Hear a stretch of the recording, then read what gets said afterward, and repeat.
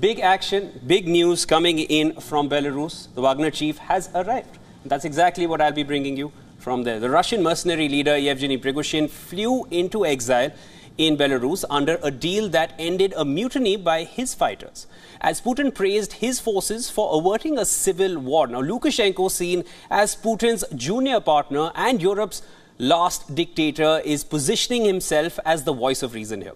Revealing details of the deal with Prigozhin, Lukashenko said he talked with the Wagner boss back from brink.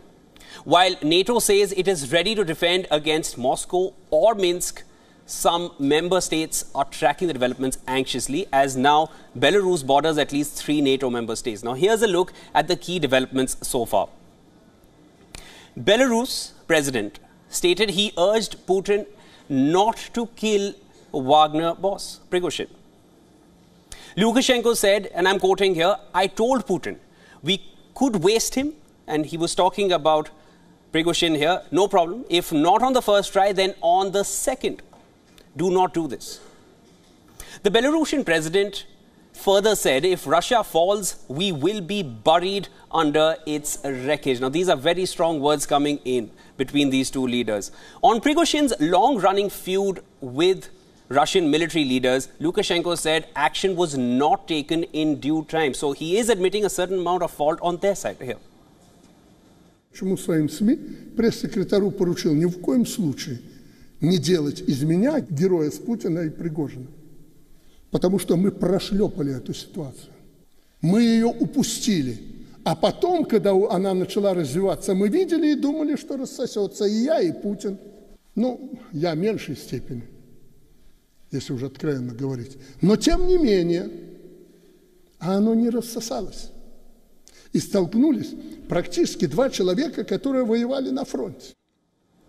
Now, revealing details of talks with Wagner boss, Lukashenko said he convinced Prigozhin in an emotional, expletive-laden phone call to end a mutiny that has jolted Russia. He said there were 10 times more swear words than normal words. It was definitely a very, very intense conversation between the two leaders. Now, Lukashenko hailed Prigozhin as a heroic guy who had been shaken by deaths of many of his men, adding that Wagner boss arrived in Russian city of Rostov in a semi-mad state. Now, according to the Belarusian president, he offered Wagner an abandoned military base. You see, an abandoned military base, now that is again raising many questions, where they could erect their tents. Now, that is the reason which has been given.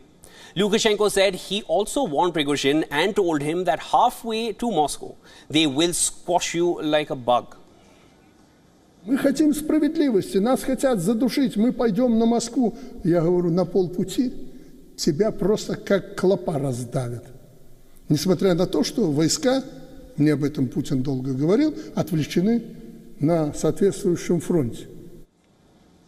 Now, just take a second to understand how Wagner is positioned as of now, because Belarus shares borders with 3 NATO member states, Poland, Lithuania, and Latvia.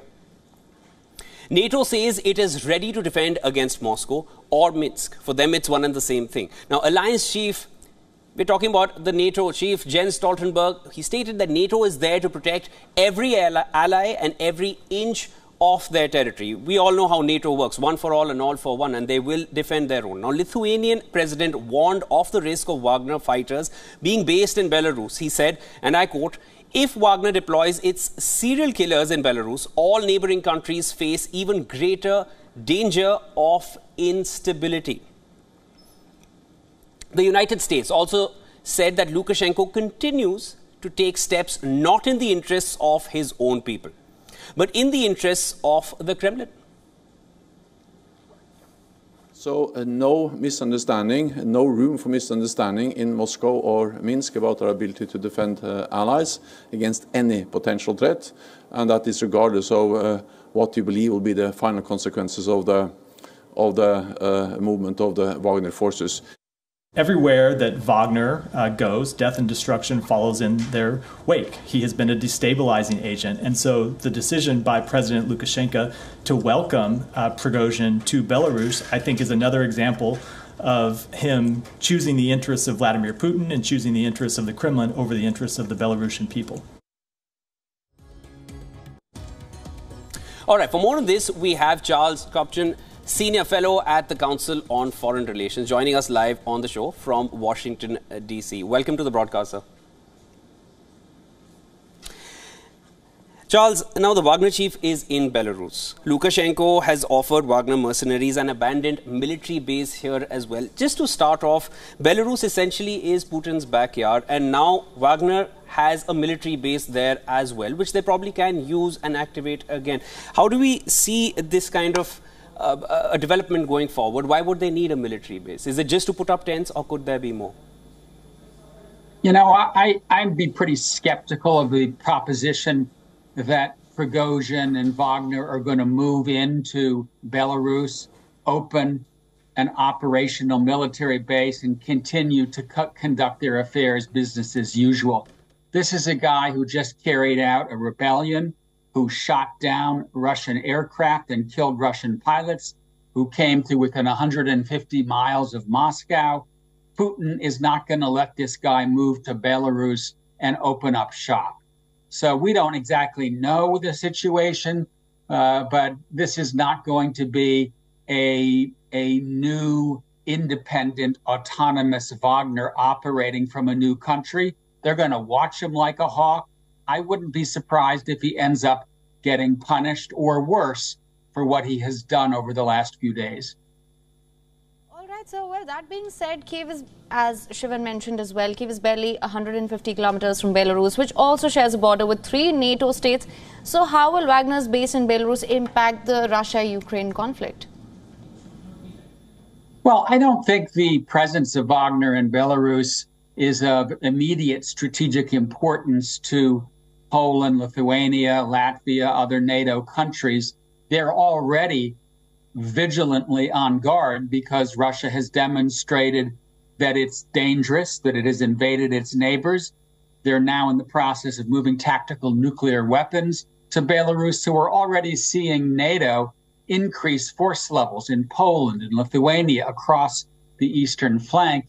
As far as Ukraine goes, I think that Putin's probably going to turn up the heat. Strong men who face threats to their regime generally crack down. So I would expect to see Putin get tougher at home and tougher in Ukraine. At the same time, I think Ukrainians themselves, the United States, others that support Ukraine are going to double down because they believe that this war is hurting Putin. The more they help Ukraine, the more likely it is that this war could create fractures and instability inside Russia itself.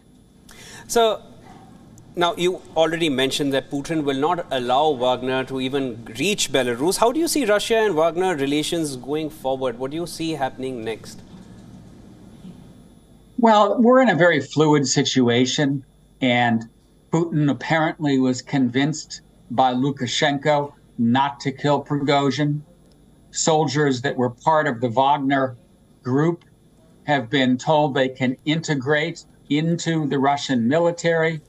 We're hearing, as you said, that Prigozhin may have a base in Belarus, but I think a lot of this is theater, and that Putin is going to watch Wagner and Prigozhin like a hawk. Maybe Wagner will continue to operate in Africa, where it has been pretty effective and actually quite good at reaping income. But the idea that Vladimir Putin is going to allow this organization that just carried out an attempted coup, allow them to continue to operate like they were before? No way. That's not going to happen.